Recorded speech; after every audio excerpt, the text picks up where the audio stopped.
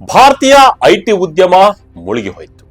AI ರೇಸ್ನಲ್ಲಿ Bharat out ಅಂತ ಹೆದರಿ ವಿದೇಶಿ ಹೂಡಿಕೆದಾರರು ಬರೋಬ್ಬರಿ $27 ಬಿಲಿಯನ್ ಹಣವನ್ನ ಭಾರತದಿಂದ ವಾಪಸ್ ತೆಗೆದುಕೊಂಡಿದ್ದಾರೆ. ಆದ್ರೆ ಅಸಲಿ ಆಟ ಈಗಷ್ಟೇ ಶುರುವಾಗಿದೆ. ಪ್ರಪಂಚ ಇಡೀ ಚಿಪ್ ಮತ್ತು ಸಾಫ್ಟ್ವೇರ್ ಹಿಂದೆ ಬಿದ್ದಿದ್ರೆ ಭಾರತ ಸೈಲೆಂಟ್ ಆಗಿ $100 ಬಿಲಿಯನ್ ಮೌಲ್ಯದ ಎಐ ಸಾಮ್ರಾಜ್ಯವನ್ನ ಕಟ್ತಾ ಇದೆ. ಎಸ್, ಪ್ರತಿಯೊಬ್ಬರು ಅಮೆರಿಕ, ಚೀನಾ ಯಾವ ರೀತಿ ಚಿಪ್ ಗಳನ್ನ ಮಾಡ್ತಿವೆ, ಓಪನ್ ಎಐ ಕ್ಲೌಡ್ ರೀತಿ ಎಐ ಗಳನ್ನ ಬಿಲ್ಡ್ ಮಾಡ್ತಿವೆ ಅಂತಾನೆ ಮಾತನಾಡ್ತಿದ್ದಾರೆ. ಇದೇ ಕಾರಣಕ್ಕೆ ಭಾರತ ಎಐ ರೇಸ್ ನಲ್ಲಿ ಹಿಂದೆ ಬಿದ್ದಿದೆ. ಭಾರತದ $315 ಬಿಲಿಯನ್ ಬೆಲೆಯ ಐಟಿ ಸರ್ವಿಸಸ್ ಉದ್ಯಮಕ್ಕೆ ದೊಡ್ಡ ಪೆಟ್ಟು ಬೀಳುತ್ತೆ ಅಂತ ಹೂಡಿಕೆದಾರರು ಹೆದರಿ ಈಗಾಗಲೇ $27 ಬಿಲಿಯನ್ ಹೆಚ್ಚು ವಿದೇಶಿ ಹಣವನ್ನ ಇಂಡಿಯನ್ ಶೇರ್ ಮಾರ್ಕೆಟ್ ನಿಂದ ವಾಪಸ್ ತೆಗೆದುಕೊಂಡಿದ್ದಾರೆ. ಆದರೆ ಇಲ್ಲೇ ನೋಡಿ ರಿಯಲ್ ಟ್ವಿಸ್ಟ್ ಇರೋದು. ಪ್ರಪಂಚ ಚಿಪ್ಸ್ ಮತ್ತು ಸಾಫ್ಟ್ವೇರ್ ಹಿಂದೆ ಬಿದ್ದಿದ್ದರೆ ಭಾರತೀಯ ಕಂಪನಿಗಳು ಸೈಲೆಂಟ್ ಆಗಿ $100 ಬಿಲಿಯನ್ ಮೌಲ್ಯದ ಎಐ ಇನ್ಫ್ರಾಸ್ಟ್ರಕ್ಚರ್ ಸಾಮ್ರಾಜ್ಯವನ್ನ ಕಟ್ಟುತ್ತಿವೆ.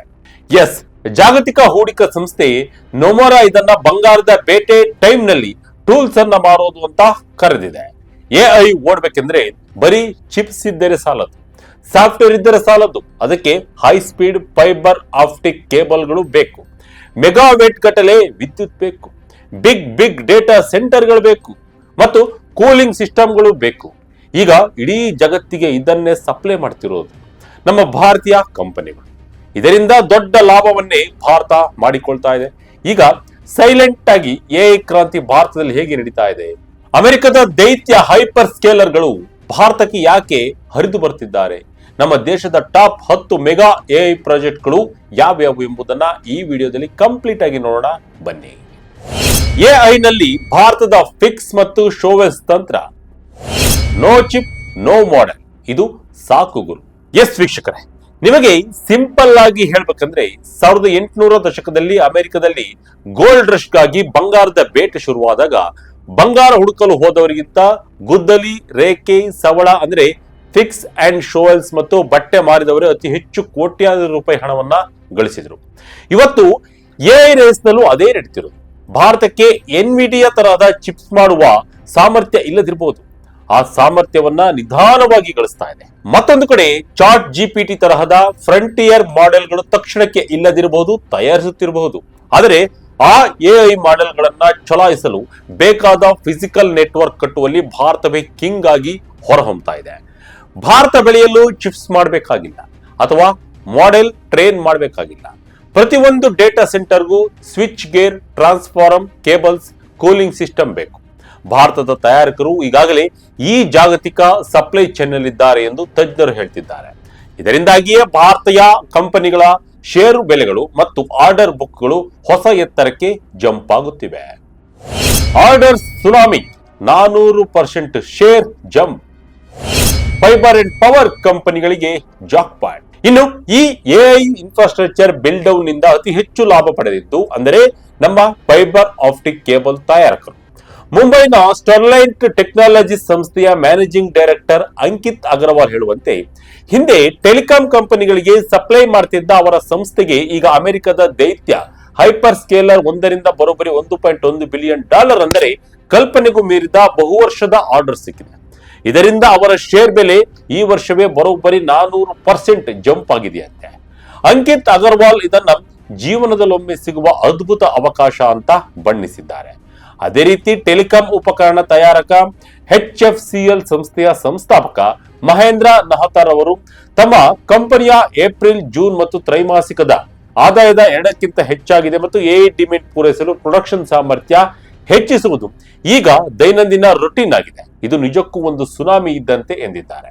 ಬರೀ ಕೇಬಲ್ ಅಷ್ಟೇ ಅಲ್ಲ, ಎಐ ಸೆಂಟರ್ಗಳಿಗೆ ಪವರ್ ಯೂನಿಟ್ ಕೊಡುವ ಟಿಡಿ ಪವರ್ ಸಿಸ್ಟಮ್ ಷೇರುಗಳು ಕೂಡ 68% ಏರಿಕೆಯಾಗಿದ್ದರೆ MTAR ಟೆಕ್ನಾಲಜೀಸ್ ಕಂಪನಿಗಳು ಕೂಡ ದೊಡ್ಡ ಮಟ್ಟದ ಲಾಭವನ್ನ ಗಳಿಸ್ತಾ ಇದ್ದಾವೆ. 20% ಡೇಟಾ, ಆದರೆ 5%ಗಿಂತ ಕಡಿಮೆ ಸಾಮರ್ಥ್ಯ. ಭಾರತದಲ್ಲಿ ಹೂಡಿಕೆಯ ಹೊಸ ಮಹಾಸಾಗರ. ಹಾಗಾದ್ರೆ ಭಾರತದಲ್ಲಿ ಡೇಟಾ ಸೆಂಟರ್ಗಳು ಯಾಕೆ ಇಷ್ಟೊಂದು ವೇಗವಾಗಿ ಬೆಳೆಯುತ್ತಿವೆ? ಡೇಟಾ ಪ್ರಕಾರ ಇಡೀ ಪ್ರಪಂಚದ ಒಟ್ಟು ಡಾಟಾದಲ್ಲಿ ಸುಮಾರು 1/5 ಭಾಗ ಅಂದ್ರೆ 20% ಡೇಟಾವನ್ನ ಭಾರತವೇ ಜನರೇಟ್ ಮಾಡ್ತಾ ಇದೆ. ಆದರೆ ಜಾಗತಿಕ ಡಾಟಾ ಸೆಂಟರ್ ಸಾಮರ್ಥ್ಯದಲ್ಲಿ ಭಾರತದ ಪಾಲು ಇನ್ನು 5%ಗಿಂತಲೂ ಕಡಿಮೆ ಇದೆ. ಈ ದೊಡ್ಡ ಗ್ಯಾಪ್ ಇರೋದೇ ಹೂಡಿಕೆದಾರರಿಗೆ ಬೃಹತ್ ಅವಕಾಶವಾಗಿದೆ. ಸಿಬಿಆರ್ಇ ಪ್ರಕಾರ ಭಾರತದಲ್ಲಿ ಪ್ರಸ್ತುತ 1530 ಮೆಗಾವ್ಯಾಟ್ ಡಾಟಾ ಸೆಂಟರ್ ಸಾಮರ್ಥ್ಯವಿದ್ರೆ, ಬ್ರೂಕ್ ಫೀಲ್ಡ್ ಪ್ರಕಾರ ಮುಂದಿನ 5 ವರ್ಷಗಳಲ್ಲಿ ಭಾರತದಲ್ಲಿ ಬರೋಬ್ಬರಿ 6.5 ಗಿಗಾವ್ಯಾಟ್ ಅಂದ್ರೆ 6,500 ಮೆಗಾವ್ಯಾಟ್ ಗಿಂತಲೂ ಹೆಚ್ಚು ಎಐ ಡಾಟಾ ಸೆಂಟರ್ ಸಾಮರ್ಥ್ಯ ಆನ್ಲೈನ್ಗೆ ಬರಲಿದೆ. ಸಿಇಇಡಬ್ಲ್ಯೂ ಅಂದಾಜಿನ ಪ್ರಕಾರ 2020ರಿಂದ ಈಚೆಗೆ ಭಾರತದ ಡಾಟಾ ಸೆಂಟರ್ ಸಾಮರ್ಥ್ಯ 3 ಪಟ್ಟು ಹೆಚ್ಚಾಗಿದೆ.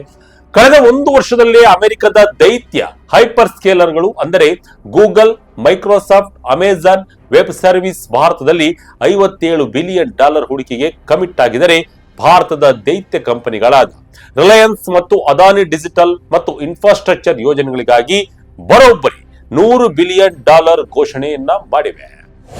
ಅಮೆರಿಕದಲ್ಲಿ ಬ್ಲಾಕ್, ಭಾರತದಲ್ಲಿ ಡೋರ್ ಓಪನ್. ವಿದೇಶಿ ದೈತ್ಯರಿಗೆ ಇಂಡಿಯಾವೇ best choice.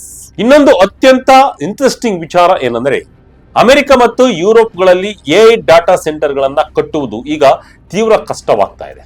Data centre watch ಹಾಗೂ 10A ಲ್ಯಾಬ್ಸ್ ವರದಿ ಪ್ರಕಾರ 2026ರ ಮೊದಲ ತ್ರೈಮಾಸಿಕದಲ್ಲಿ ಅಮೆರಿಕ ಒಂದರಲ್ಲೇ ಭಾರಿ ವಿದ್ಯುತ್ ನುಂಗುವ 75ಕ್ಕೂ ಹೆಚ್ಚು ಡಾಟಾ ಸೆಂಟರ್ ಯೋಜನೆಗಳು ತಡವಾಗಿವೆ ಅಥವಾ ಸಾರ್ವಜನಿಕ ವಿರೋಧದಿಂದ ಬ್ಲಾಕ್ ಆಗಿವೆ. ಆದರೆ ಭಾರತದಲ್ಲಿ ಇದಕ್ಕೆ ಯಾವುದೇ ದೊಡ್ಡ ಮಟ್ಟದ ವಿರೋಧ ಎದುರಾಗಿಲ್ಲ.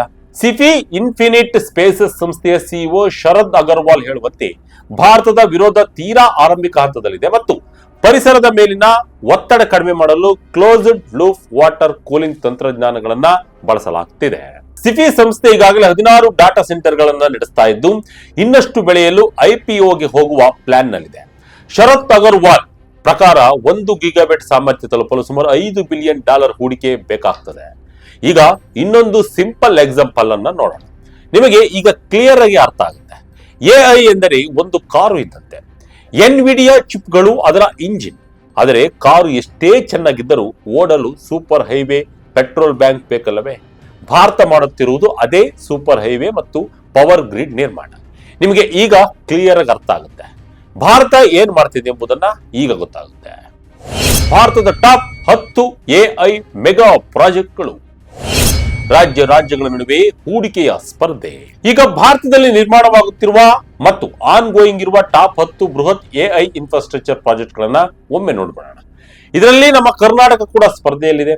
ಆಂಧ್ರ ಪ್ರದೇಶ ಸ್ವಲ್ಪ ಮುಂದಿದೆ. ಆಂಧ್ರ ಪ್ರದೇಶದ ವಿಶಾಖಪಟ್ಟಣಂನಲ್ಲಿ ಗೂಗಲ್ ಮತ್ತು ಅದಾನಿ ಕನೆಕ್ಟ್ ಎ ಹಬ್ ನಿರ್ಮಾಣ ಆಗ್ತಾ ಇದೆ. ಈ ಪ್ರಾಜೆಕ್ಟ್ ಬರೋಬ್ಬರಿ $15 ಬಿಲಿಯನ್ ವೆಚ್ಚದ 1 ಗಿಗಾವ್ಯಾಟ್ ಸಾಮರ್ಥ್ಯದ ದೈತ್ಯ ಎಐ ಹಬ್ ಆಗಿದೆ. ಇನ್ನು ಅದೇ ವಿಶಾಖಪಟ್ಟಣಂನಲ್ಲಿ ಡಿಜಿಟಲ್ ಕಲೆಕ್ಷನ್ ಎಐ ಕ್ಯಾಂಪಸ್ ನಿರ್ಮಾಣ ಆಗ್ತಾ ಇದ್ದು, ಇದು ಕೂಡ 1 ಗಿಗಾವ್ಯಾಟ್ ಸಾಮರ್ಥ್ಯದ next wave hyperscale campus ಆಗಿರಲಿದೆ. ಇನ್ನು ಗುಜರಾತ್ನ ಜಾಮ್ನಗರದಲ್ಲಿ ರಿಲಯನ್ಸ್ ಎಐ ಡಾಟಾ ಸೆಂಟರ್ ನಿರ್ಮಿಸುತ್ತಿದ್ದು, ಆರಂಭಿಕವಾಗಿ 168 ಮೆಗಾವ್ಯಾಟ್ ಬಿಲ್ಟ್ ಟು ಶೂಟ್ ಫೆಸಿಲಿಟಿಯನ್ನ ನಿರ್ಮಿಸ್ತಾ ಇದೆ. ಭವಿಷ್ಯದಲ್ಲಿ ಅಲ್ಲಿಯೇ ಬೃಹತ್ ಎಐ ಸಾಮರ್ಥ್ಯವನ್ನ ನಿರ್ಮಿಸಲಿದೆ. ತೆಲಂಗಾಣದ ಹೈದರಾಬಾದ್ನಲ್ಲಿ Microsoft South Central cloud region ನಿರ್ಮಾಣ ಆಗ್ತಾ ಇದ್ದು, ಸುಮಾರು 600 ಮೆಗಾವ್ಯಾಟ್ ಸಾಮರ್ಥ್ಯದ ಹೈಪರ್ ಸ್ಕೇಲ್ ಯೋಜನೆ ಆಗಿದೆ. ಇನ್ನು ಅದೇ ಹೈದರಾಬಾದ್ನಲ್ಲಿ Control S Chandan valley campus ನಿರ್ಮಾಣವಾಗ್ತಾ ಇದ್ದು, 612 ಮೆಗಾವ್ಯಾಟ್ ಸಾಮರ್ಥ್ಯದ ಬೃಹತ್ ಡಾಟಾ ಸೆಂಟರ್ ಇರಲಿದೆ.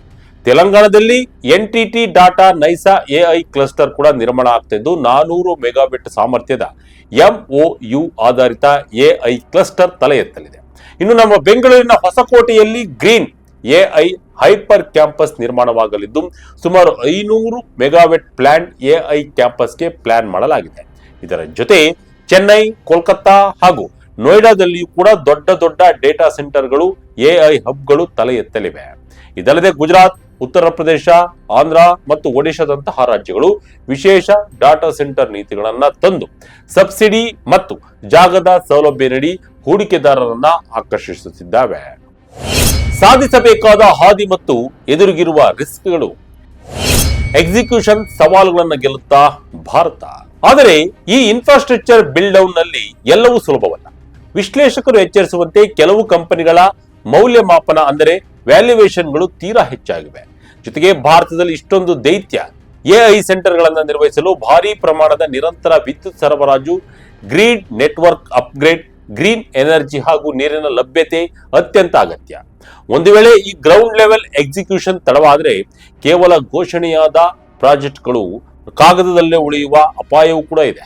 ಮತ್ತೊಂದೆಡೆ ಭಾರತವು ಮೂಲ ಚಿಪ್ ಡಿಸೈನ್ ಮತ್ತು ಅಡ್ವಾನ್ಸ್ಡ್ ಸೆಮಿಕಂಡಕ್ಟರ್ ತಯಾರಿಕೆಯಲ್ಲಿ ಸ್ವತಂತ್ರವಾಗದಿದ್ದರೆ ಎಐ ಕ್ರಾಂತಿ ಅತಿ ಹೆಚ್ಚು ಲಾಭದಾಯಕ ಭಾಗ ವಿದೇಶಿ ಕಂಪನಿಗಳ ಪಾಲಾಗಿಯೇ ಉಳಿಯಬಹುದು. ಭಾರತ ಬರೀ ಕೆಳಗಿನ ಮಟ್ಟದ ಇನ್ಫ್ರಾಸ್ಟ್ರಕ್ಚರ್ ಲೇಯರ್ಗೆ ಸೀಮಿತವಾಗಬಹುದು. ಒಟ್ಟಿನಲ್ಲಿ ಅಮೆರಿಕ ಮತ್ತು ಚೀನಾ ಚಿಪ್ಸ್ ಮತ್ತು ತಂತ್ರಜ್ಞಾನದ ಮೇಲ್ಭಾಗದಲ್ಲಿ ಯುದ್ಧ ಮಾಡ್ತಾ ಇದ್ರೆ, ಭಾರತ ಆ ಎಐ ಜಗತ್ತನ್ನು ಓಡಲು ಬೇಕಾದ ಭದ್ರವಾದ ಅಡಿಪಾಯ ಮತ್ತು ಇನ್ಫ್ರಾಸ್ಟ್ರಕ್ಚರ್ ಬೆನ್ನೆಲುಬಾಗಿ ಬದಲಾಗ್ತಾ ಇದೆ. ಚಿಪ್ ಮಾಡದಿದ್ದರೂ, ಮಾಡೆಲ್ ಸೃಷ್ಟಿಸದಿದ್ದರೂ ಜಾಗತಿಕ ಎಐ ಓಟಕ್ಕೆ ಬೇಕಾದ ಇಂಧನ, ಕೇಬಲ್ ಮತ್ತು ಜಾಗವನ್ನ ಪೂರೈಸುವ ಮೂಲಕ ಭಾರತ ಸಾವಿರಾರು ಕೋಟಿ ಹೂಡಿಕೆಯನ್ನ ಆಕರ್ಷಣೆ ಮಾಡ್ತಾ ಇದೆ. ಈ ಪ್ರಾಜೆಕ್ಟ್ಗಳು ಸರಿಯಾದ ಸಮಯಕ್ಕೆ ಪೂರ್ಣಗೊಂಡರೆ ಭಾರತೀಯ ಐಟಿ ಉದ್ಯಮದ ಸ್ವರೂಪವೇ ಬದಲಾಗುತ್ತೆ.